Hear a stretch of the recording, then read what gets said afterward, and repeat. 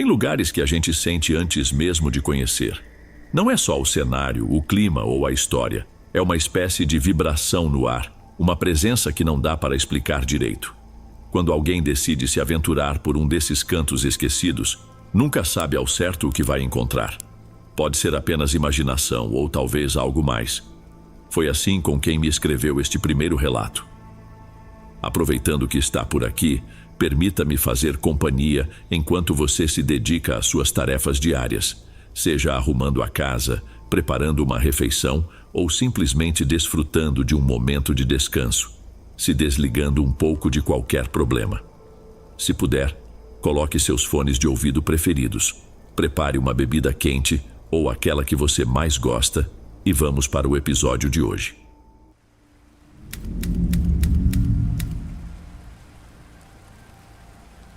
Boa noite, Dom. Eu sempre gostei de conhecer lugares novos, principalmente aqueles cheios de história, onde cada canto parece ter algo a contar. Mas dessa vez, minha experiência foi diferente. Não sei bem como colocar isso em palavras, mas há coisas que a gente sente mesmo sem entender. Achei que valia a pena dividir essa história com você. O trajeto de ônibus até Monte Serafim foi longo e cheio de curvas, mas era justamente o tipo de viagem que eu procurava. Eu precisava de inspiração, ou como costumo dizer, precisava de um sacode na alma para retomar meus projetos de escrita. Não sabia ao certo o que me aguardava naquele povoado encravado entre serras cobertas de matas densas e, segundo os folhetos antigos, mergulhado em histórias que ninguém conseguia explicar muito bem.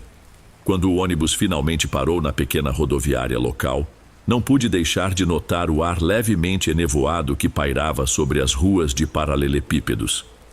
Era fim de tarde, e uma garoa fina insistia em cair. Desembarquei com minha mochila e uma mala de rodinhas. Havia poucas pessoas ali. Um senhor cochilando num banco de madeira, duas senhoras conversando num canto, com lenços na cabeça, e o motorista do ônibus, que acenou para mim antes de seguir viagem para o próximo destino. Atravessei a curta área coberta da rodoviária e notei que alguns olhares me seguiam. Nada ostensivo, mas o bastante para eu me sentir um tanto deslocada. Vesti meu casaco com mais firmeza e comecei a caminhar pela rua principal, iluminada por postes antigos que chiavam a cada piscada de luz.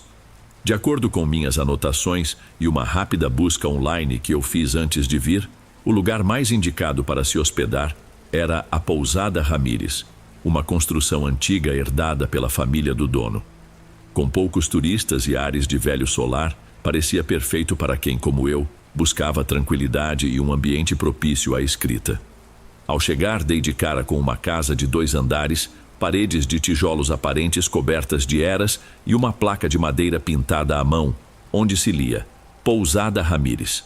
Empurrei a porta de vidro e imediatamente ouvi o tilintar de um sininho pendurado em algum lugar perto da entrada. Pois não? A voz grave de um senhor chamou minha atenção. Ele estava em pé, atrás de um balcão de madeira escura. Trajava um colete simples e aparentava ter seus 60 e poucos anos. Boa tarde, meu nome é Marina, reservei um quarto por alguns dias. Marina, sim, está aqui, confirmou folheando um caderninho amarelado pelo tempo. Bem-vinda a Monte Serafim. A forma como ele falou Monte Serafim me soou quase misteriosa, como se o nome carregasse algo que poucos de fora conheciam. Ele me entregou uma chave presa a um chaveiro metálico, bastante surrado. Seu quarto é o de número 9, no fim do corredor à esquerda, segundo andar. Não temos elevador, então espero que não se importe com escadas, disse ele. Concordei. Enquanto subia, percebi que as paredes eram forradas de retratos emoldurados, mostrando grupos de pessoas em fotos antigas, algumas até em preto e branco. Rostos sérios, vestidos de época, um ou outro padre, senhoras com chales. Eram imagens que remetiam a outro século.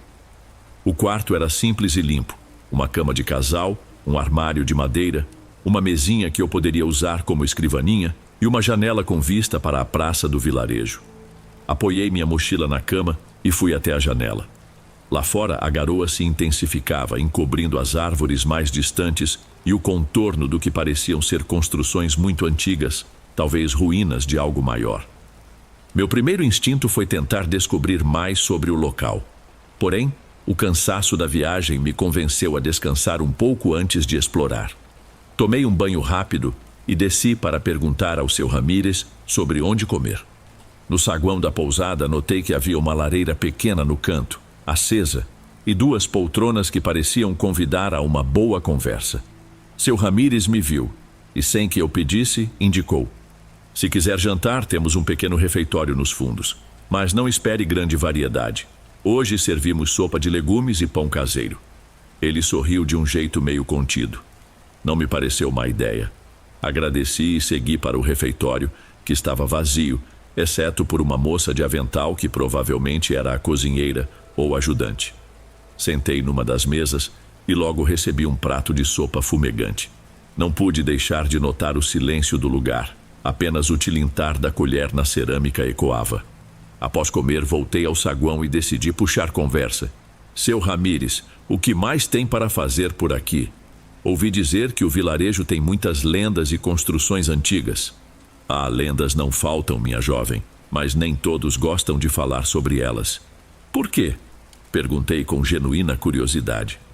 Muita gente acha que algumas histórias ainda andam rondando por aí. Ele deu de ombros. Se você caminhar até o fim da rua e virar à direita, vai ver as ruínas do que era a Casa de Ouro, antiga propriedade de uma família abastada. Dizem que os donos não tiveram um fim muito bom.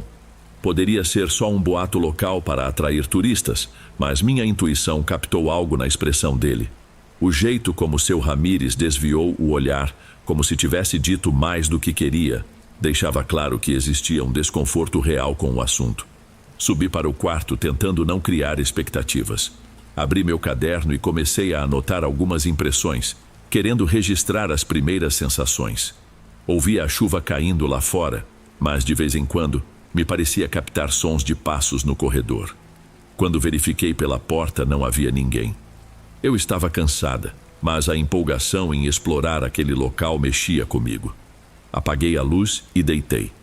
Foi então que senti uma leve vibração na janela, como se o vento tremesse o vidro. Não seria nada demais, se não fosse a sensação incômoda que me invadiu. Uma espécie de frio interno, como se algo estivesse me olhando. Pensei em levantar e fechar a cortina com mais cuidado, mas preferi ficar quieta. Talvez fosse apenas o cansaço me deixando imaginativa demais. Virei para o lado e fechei os olhos. Acordei com o clarão do sol entrando pela fresta da cortina. Já passava das 8 e um cheiro de café recém-passado chegava lá de baixo. Desci animada, quase faminta. No saguão, encontrei seu Ramírez conversando com uma senhora. Ao me ver, ele interrompeu a conversa. Marina, bom dia. Esta é Dona Francisca, nossa historiadora local. Ela sabe muito sobre os casos e documentos antigos daqui. A mulher, de estatura baixa, cabelos brancos amarrados num coque, sorriu sem muita cerimônia. É um prazer conhecê-la, eu disse, e ela fez que sim com a cabeça. Seu Ramírez me falou que você se interessa por histórias do passado, lendas. Quem sabe possa te mostrar algumas coisas do pequeno acervo que guardo na biblioteca da cidade, ofereceu Dona Francisca. Eu quase dei pulinhos de empolgação. Agradeci na hora. Talvez ela pudesse me indicar alguns lugares interessantes para visitar, sem cair em armadilhas de boatos exagerados. Fui com ela até a biblioteca, uma construção baixa com uma fachada de pedra. Lá dentro, estantes de madeira guardavam livros empoeirados e alguns documentos antigos, mapas e fotografias. Dona Francisca, com calma e certa solenidade, me levou a uma mesa grande onde colocou 2 álbuns de fotos e um caderno de registros do século passado. Monte Serafim nem sempre teve esse nome. Antes chamava-se Canto do Cedro, mas depois que a antiga família Contreras veio morar aqui, houve uma mudança. Diz a lenda que o patriarca Mariano Contreras construiu a Casa de Ouro para abrigar a família e ostentar o poder econômico que ele conquistara com mineração e negócios na região. Ela apontou para uma foto antiga. Este aqui é Mariano, ao lado da esposa. Observei a imagem amarelada. Um homem alto de feições fortes, bigode grosso e olhar determinado. Ao seu lado, uma mulher em vestido escuro, expressão quase ausente. Eles tiveram alguns filhos, mas algo aconteceu. Francisca deu uma pausa dramática. Há relatos de rituais estranhos, sacrifícios de animais e coisas que até hoje o povo não gosta de comentar. A fazenda, ou melhor, a propriedade da família Contreras, ficou praticamente abandonada quando eles morreram. Senti um leve arrepio. Era inevitável associar ao que seu Ramírez havia mencionado na pousada sobre histórias que ainda rondavam o lugar. E hoje a casa está em ruínas, é isso? Perguntei. Sim, mas parte das fundações e de alguns aposentos ainda está de pé. Vira e mexe. Alguém vê luzes ou sombras por lá. Ela me olhou, séria, mas sem forçar uma fantasia barata. Você pode checar por si mesma. Só tome cuidado, pois o terreno está em mau estado. Agradeci a Dona Francisca pelas informações e decidi que na manhã seguinte iria dar uma volta até a tal casa de ouro. Apesar de minha ansiedade, preferi não ir logo naquele dia. Já era quase fim de tarde e a luminosidade estava baixa. De volta à pousada, jantei rapidamente. Arroz, feijão e um ensopado de frango simples, mas saboroso. Conversei um pouco com um casal hospedado ali que estava de passagem, sem grande interesse pelas lendas locais. A certa altura, seu Ramírez se aproximou. Se for dar uma volta hoje, não vá muito longe. As estradas de terra ficam escorregadias com a chuva, e já ouvi de alguns moradores que há gente andando pelos arredores. Não posso garantir que todos sejam bem intencionados. Achei aquele comentário levemente vago, mas agradeci a preocupação. Subi ao meu quarto e, depois de anotar algumas ideias para possíveis textos, apaguei a luz. Foi no meio da madrugada que um barulho me despertou. Parecia um baque surdo, como se algo tivesse caído no corredor. Levantei, preocupada que alguém pudesse ter escorregado, e abri a porta. Tudo estava mergulhado numa penumbra fraca, iluminada apenas por uma lâmpada tremeluzente no teto. Chamei olá, baixinho, mas ninguém respondeu. Voltei para dentro e, quando estava fechando a porta, juro que senti um leve frio passar por mim, como se uma corrente de ar gélido tivesse entrado. Olhei ao redor, sem ver nada. Tranquei-me ali. Meu coração estava disparado. Não por uma grande certeza de algo sinistro, mas pelo desconforto daquela sensação súbita. Tentei me acalmar e acabei dormindo de novo depois de um tempo, mas o sono foi agitado e repleto de sonhos confusos. Acordei cedo e, sem querer prolongar qualquer receio, vesti uma roupa mais confortável e peguei minha mochila para explorar o lugar que Dona Francisca chamara de Casa de Ouro. O caminho até a propriedade era, de fato, uma estrada de terra que margeava um pequeno bosque.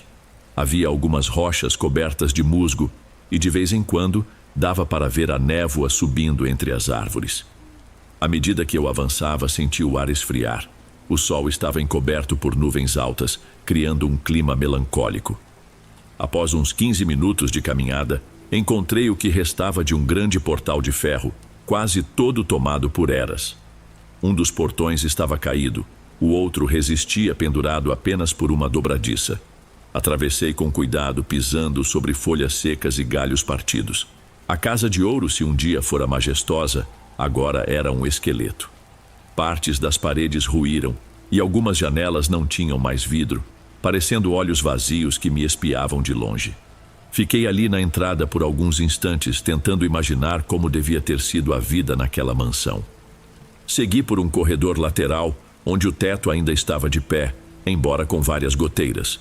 Um cheiro de umidade e sujeira tomou conta de mim. Havia marcas de pegadas na poeira do chão, o que indicava que talvez outras pessoas tivessem passado por ali recentemente. Caminhei até uma sala maior, algo como um salão. Um enorme vitral quebrado ocupava quase toda a parede ao fundo, deixando a luz entrar de forma difusa. Foi então que notei uma pintura descascada, presa à parede. Aproximando-me, vi traços de um homem de olhar duro, provavelmente o tal Mariano Contreras. Senti uma sensação estranha, como se aquela imagem me acompanhasse com o olhar. Era apenas uma pintura deteriorada, mas meu coração começou a bater mais forte. Talvez fosse sugestão por tudo que eu ouvira. Resolvi continuar andando, ainda curiosa. Numa sala adjacente, encontrei pedaços de móveis cobertos de poeira. A cada passo, escutava o rangido de tábuas antigas. Tudo parecia tão quieto que chegava a ser opressivo. Em determinado momento, tive a impressão de ouvir um leve sussurro, Algo como se alguém chamasse meu nome de longe. Marina. Congelei.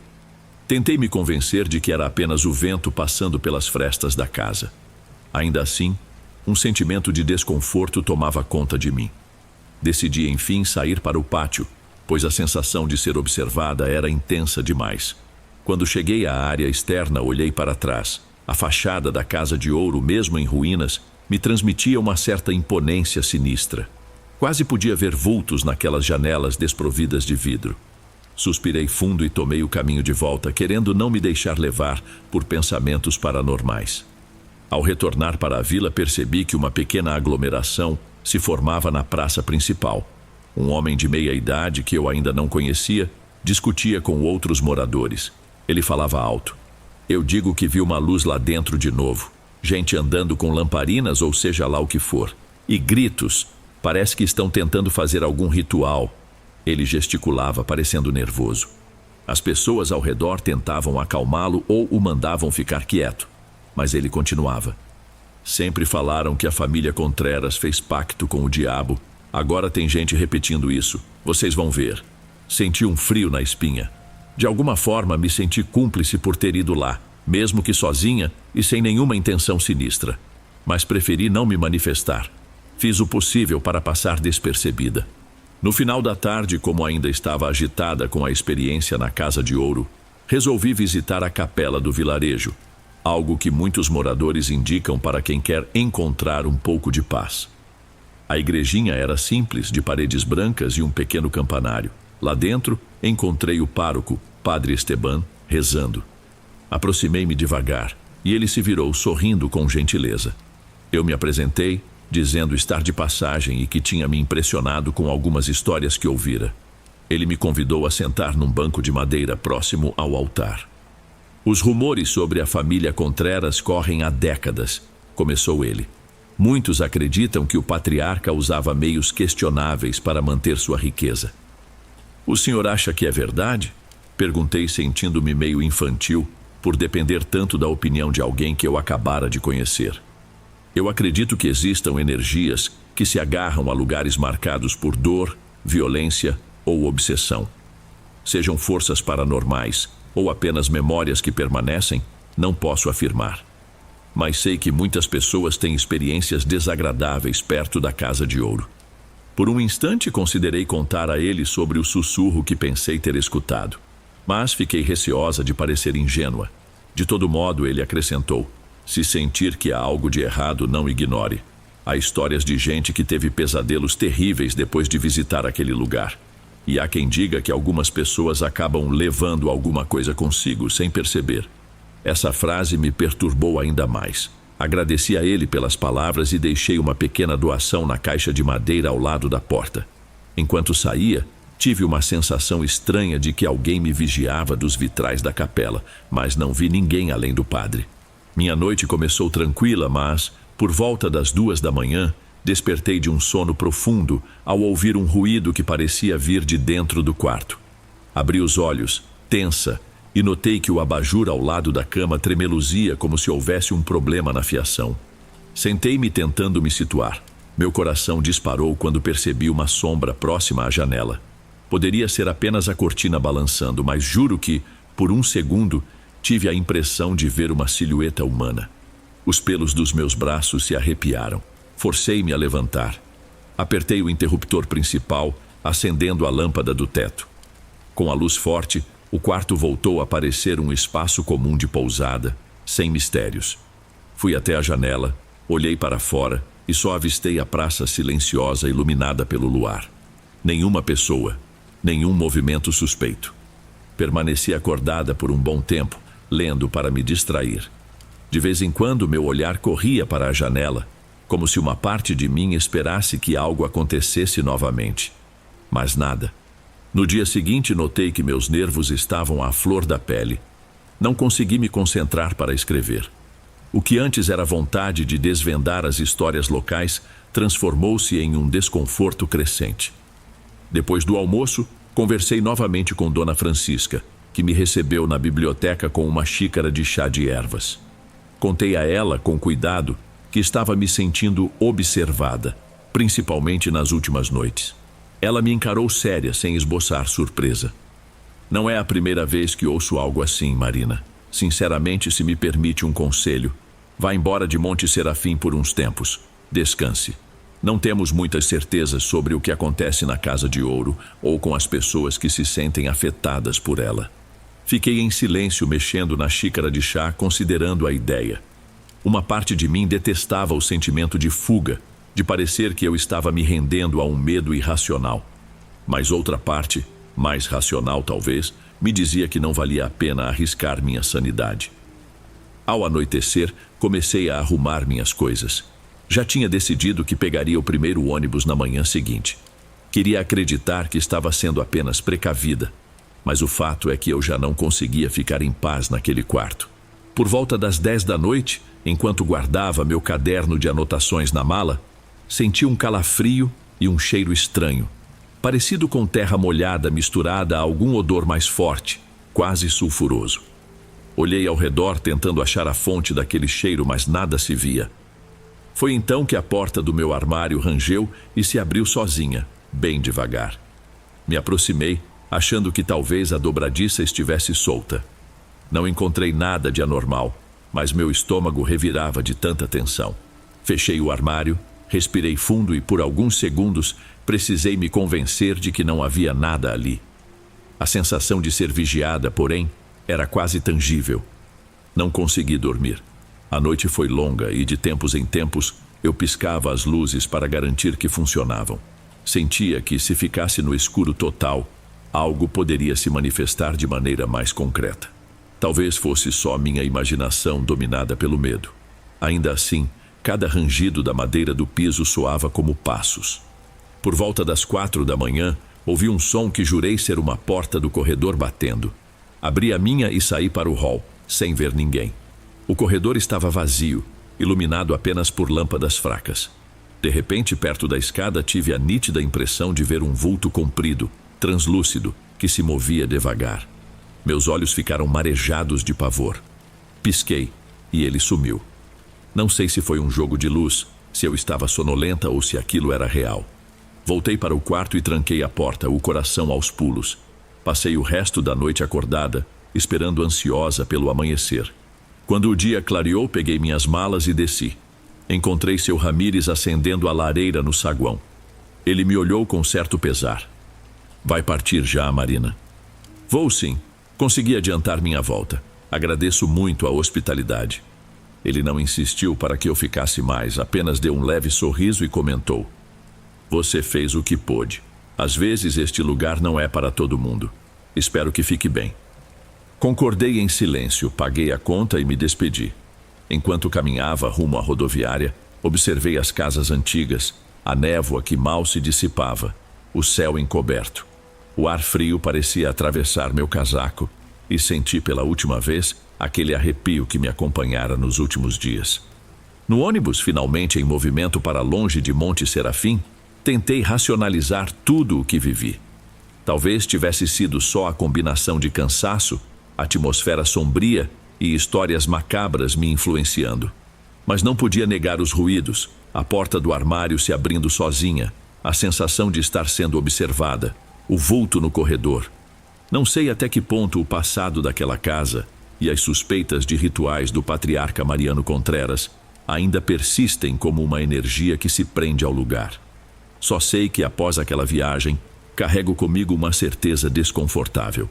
Às vezes, a fronteira entre o que é real e o que é imaginário se torna frágil demais. Se alguém me perguntar se acredito em assombrações ou presenças mal intencionadas, não saberia dar uma resposta definitiva. O que posso dizer é que, em Monte Serafim, senti na pele a estranha combinação de medo e fascínio, e que até hoje evito lembrar do vulto que pensei ter visto naquelas escadas na última noite. Antes de irmos para o próximo relato, se você é novo por aqui, não se esqueça de se inscrever no canal e ativar o sininho para receber as próximas histórias. Sua presença é importante e seu apoio é essencial.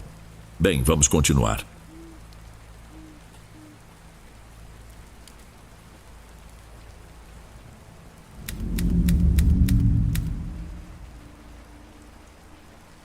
Eu trabalhava em um grande supermercado 24 horas numa cidade de porte médio aqui no Brasil, o qual eu prefiro não dizer o nome. Naquela época, a rede ainda não tinha reduzido o horário de funcionamento por causa de crises ou pandemia, então a loja ficava sempre aberta, o que para mim era conveniente e exaustivo ao mesmo tempo.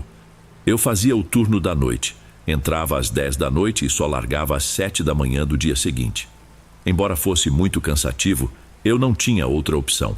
Precisava garantir o sustento do meu filho e pagar o aluguel em dia. Durante a semana, eu acumulava mais um trabalho meio período durante a tarde, então dormia pouco. Ainda assim, eu fazia isso para poder levar meu filho à escola pela manhã e buscá-lo à tarde. Às vezes, minha rotina era um caos total. Se o despertador tocasse e eu não estivesse atenta, corria o risco de perder a hora de levá-lo ou de chegar atrasada no supermercado. Nessa fase, eu vivia tomando café e energético para aguentar. Meu supervisor noturno, o Joel, até me dizia que eu andava parecendo um zumbi.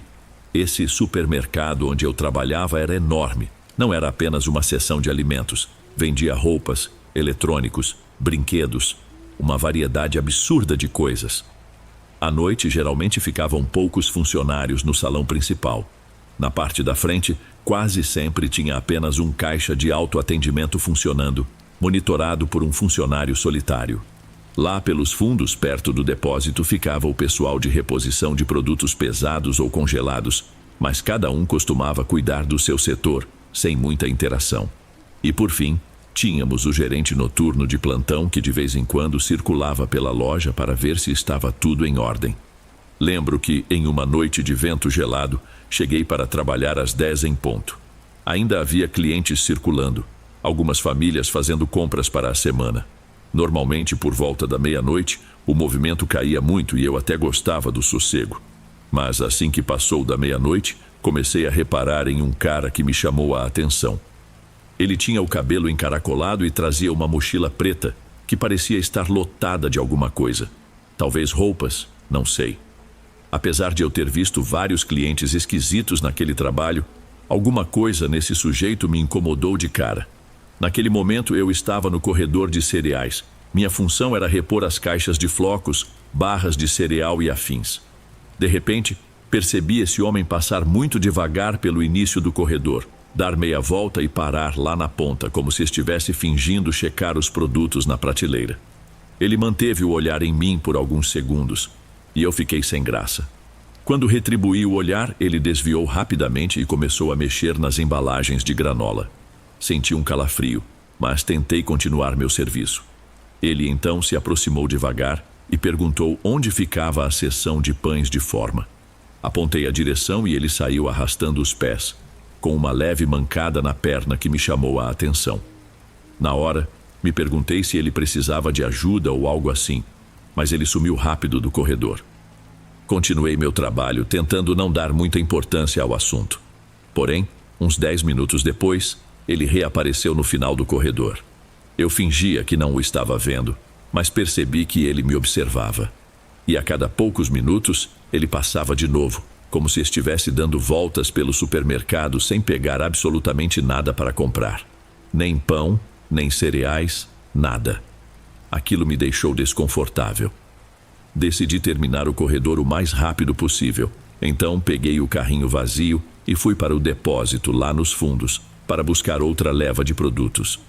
Escolhi de propósito ir para uma área mais distante, o corredor dos salgadinhos, que ficava quase do lado oposto de onde eu estava antes. Pensei, com certeza esse homem já foi embora, ou pelo menos me perdeu de vista. Mas me enganei. Lá estava eu, organizando as prateleiras e conferindo datas de validade, quando senti alguém me encarando outra vez. Olhei para o lado e no fim do corredor vi aquele mesmo sujeito, parado, só que dessa vez sem disfarçar tanto. Ele continuava de mochila nas costas, sem segurar nenhum produto, como se estivesse rodando a loja apenas para me encontrar. Meu coração disparou. A noite era silenciosa e aquele supermercado imenso ficava com um clima meio sombrio de madrugada. Tentei focar na arrumação dos pacotes de salgadinhos, mas logo ele se aproximou. Falou algo sobre eu ser muito bonita para trabalhar naquele horário e perguntou se eu não me sentia sozinha. Soltei um sorriso forçado, meio sem graça, e disse que estava tudo bem. Ele começou a fazer várias perguntas pessoais. De qual bairro eu era, se tinha marido, se ficava muito tempo sozinha em casa. A cada pergunta eu tentava responder vagamente ou até inventar detalhes, porque sentia que ele não precisava saber nada da minha vida. Ele insistiu para que eu passasse meu número de telefone. Argumentei que estava saindo com alguém e que não podia ficar dando meu contato a qualquer pessoa. Então ele veio com a história de que não tinha problema sermos só amigos, que eu parecia uma pessoa gente boa. Para encerrar rápido, passei um número falso. Ele deu um sorriso estranho, balançando a cabeça, como se estivesse confiante de que aquilo significava alguma oportunidade. Em seguida, me despedi dizendo que precisava continuar o trabalho e afastei meu carrinho, tentando parecer ocupada. Imaginei que com o telefone em mãos, ele fosse dar o fora.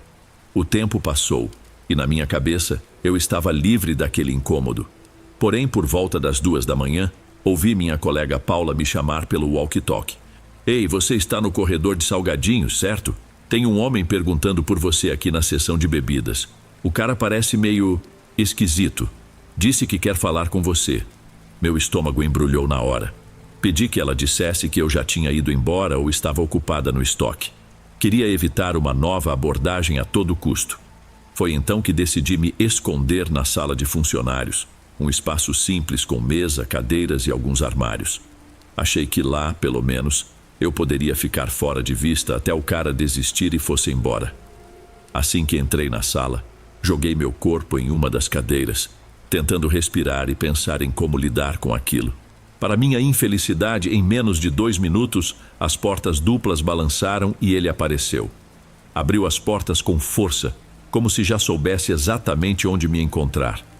Estava com o rosto transtornado de raiva e falou quase gritando: "Como é que é? Você me deu um número falso." Na hora senti o sangue gelar. Tentei levantar devagar e manter a calma. "O senhor não pode ficar aqui. Esta área é restrita aos funcionários." Ele retirou a mochila das costas e a colocou em cima da mesa, começando a abrir o zíper sem desgrudar os olhos de mim. Parecia que queria me mostrar algo que tinha ali dentro. Não esperei para descobrir. Levantei às pressas, tentei dar a volta para passar por ele. O homem ainda tentou segurar meu braço, mas na adrenalina, consegui me soltar. Saí correndo pelos corredores do supermercado e fui em direção à saída principal. Em nenhum momento pensei em procurar o gerente ou algum segurança. Eu só queria chegar ao meu carro. Parecia que todos os meus instintos gritavam para eu sair dali. Enquanto corria, percebi que ele vinha atrás, mas estava mais lento, talvez por causa daquela mancada ou de alguma substância. Não sei. Só sei que, felizmente, pude entrar no meu carro primeiro e trancar as portas. Quando bati a porta, vi o homem surgir do lado de fora do prédio. Ele me avistou, mas era tarde demais. Dei partida e fui embora, tremendo tanto que mal conseguia segurar o volante. Lá do retrovisor, notei sua expressão de fúria misturada com um ar de decepção. Assim que me afastei, peguei o celular e liguei para o Joel, o gerente noturno. Contei o que havia acontecido e disse que não me sentiria segura em voltar à loja naquela noite. Ele achou um absurdo eu abandonar o posto sem mais nem menos, mas quando expliquei que o sujeito parecia agressivo e podia ter alguma coisa suspeita na mochila, ele mudou de tom. Prometeu que chamaria a polícia para verificar as câmeras e garantir que o cara não entrasse mais na loja. Mesmo assim, pedi para me manter afastada naquela noite. Eu não tinha condições emocionais de retomar o turno depois de passar por um susto daqueles. No dia seguinte, já mais calma, voltei lá para conversar pessoalmente com o Joel. Ele me mostrou o registro das câmeras. Dava para ver o homem circulando pelos corredores, sempre se aproximando de mim. Até o momento em que ele entra na sala dos funcionários e logo depois me vê correndo para a saída. O Joel disse que passaria tudo para a polícia, pois o comportamento do homem era claramente ameaçador. Nunca mais ouvi falar dele. Desde então não consigo esquecer a sensação de estar na mira daquele sujeito. Já trabalhei ali por mais um tempo e conheci vários clientes estranhos de madrugada, mas nada que se compare àquela noite. Às vezes me pego pensando no que ele realmente carregava na mochila e o que teria feito se tivesse conseguido me segurar ali na sala. Talvez fosse algo inofensivo, mas a forma como ele me encarava... Bom, só de lembrar, ainda me dá arrepios. Depois disso, o supermercado até chegou a mudar o horário de funcionamento, possivelmente por outros motivos também. Mas nunca consegui deixar de relacionar esse caso à falta de segurança que existia de madrugada. Hoje eu tenho um emprego diferente e horários mais normais, mas toda vez que entro em um mercado tarde da noite, a lembrança volta. Aquela perseguição, aqueles olhos furiosos e a mochila se abrindo diante de mim são cenas que, infelizmente, ficaram gravadas na minha memória. Nunca saberei ao certo o que ele pretendia, e talvez seja melhor assim. Antes de irmos para o último relato, se ainda estiver por aqui, comente o horário que está assistindo. Gosto de saber quem assiste os relatos até o final. Bem, vamos continuar.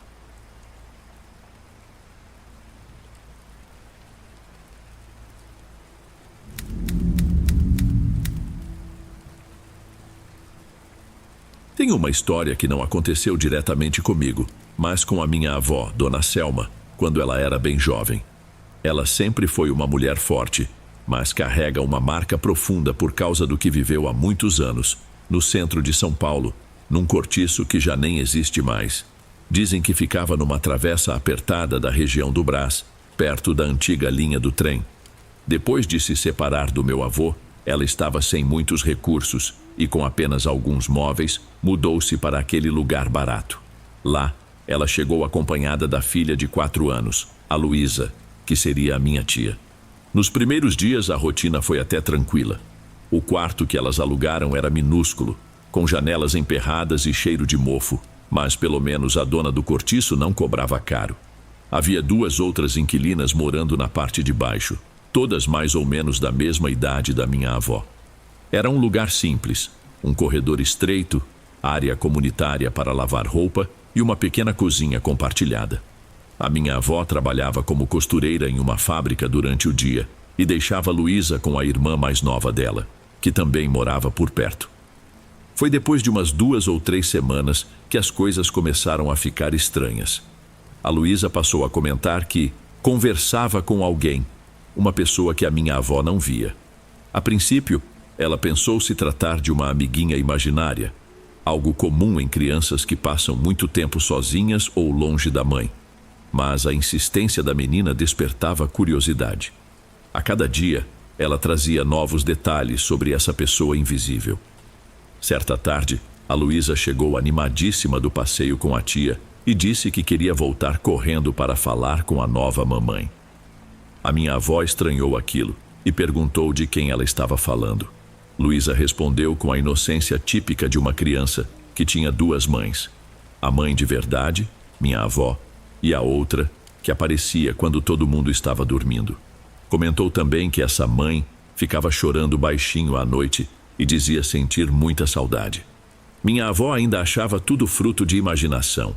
Mas numa tarde de folga, enquanto costurava em casa, ela ouviu a filha tagarelando num canto do quarto. Aproximou-se sem ser notada e teve a impressão de escutar uma segunda voz sussurrando. Na hora ela perguntou: Luísa, com quem você está falando? A menina, bem tranquila, respondeu: é a outra mamãe. Ela disse que seu dedo está machucado porque você se picou com a agulha, não foi? Minha avó levou um susto, pois, de fato, momentos antes ela havia se furado costurando um uniforme rasgado. Não tinha mencionado isso a ninguém. Aquilo a deixou arrepiada. Nessa mesma noite, a insônia tomou conta dela. Por volta das 2 da manhã, escutou ruídos na área da cozinha. Parecia a voz suave de uma mulher, misturada ao som de Luísa falando baixinho. Tremendo, ela levantou da cama e, com cuidado para não fazer barulho, foi até a porta que dividia o quarto do corredor. De lá, conseguiu espiar por uma fresta a imagem de Luísa sentada no chão, acariciando o cabelo de uma figura feminina. A mulher mantinha o rosto inclinado, quase escondido, mas dava para notar que usava um vestido muito claro e que seus braços eram tão pálidos que quase refletiam a fraca luz que vinha da rua. Minha avó travou. Queria correr e abraçar a filha, mas ficou paralisada pelo medo. A mulher sussurrou algo e a Luísa levantou correndo. Foi então que ela deu de cara com a minha avó, que ainda espiava. Assustada, a menina só disse: "Mamãe, ela quer que eu vá morar com ela, mas eu não quero. Pede para ela ir embora."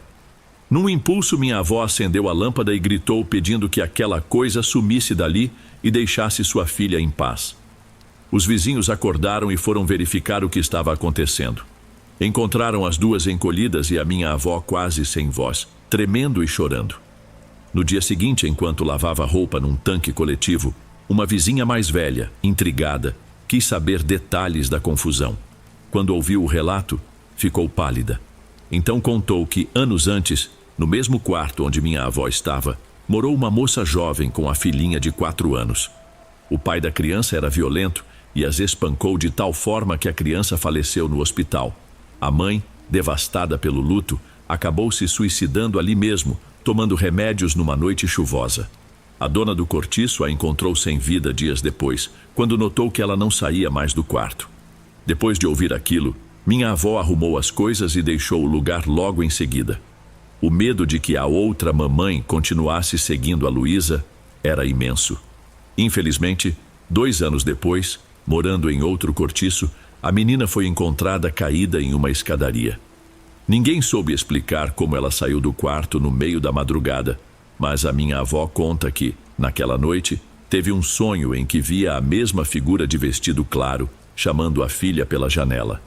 Até hoje, a minha avó mal consegue falar sobre esse assunto sem se emocionar.